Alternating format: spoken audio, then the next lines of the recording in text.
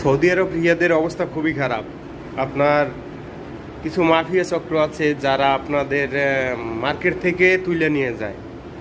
লোকজন থাকা অবস্থায় কিভাবে নিবে তারা জানে। তাদের গাড়ি থাকে, তাদের এক্সট্রা রুম থাকে। আপনাদের এই সপ্তাহের ভিতরে, এই এপ্রিলে আপনার একজন ধরে নিয়ে গেছে। তারপর সৌদির 8,000 রিয়াল দিয়ে সে ছুটে আসছে, অনেক মায়ের দূর খাইছে। আমি আছি সৌদি রিয়াদ শহরে, আমার বাড়ি হলো বরিশাল ডিস্ট্রিক্ট, পটুয়াখালী জেলা, গলাচিপা থানা। তো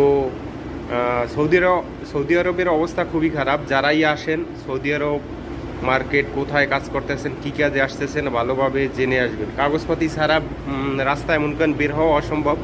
পুলিশের ঝামেলা, কাগজপাতি থাকলেও মনে করেন লোক পাঠাই দেয়। এই জন্য বলতেছি যারাই সৌদি আরব আসতে আসছেন চিন্তা ভাবনা করে আসবেন। ধন্যবাদ।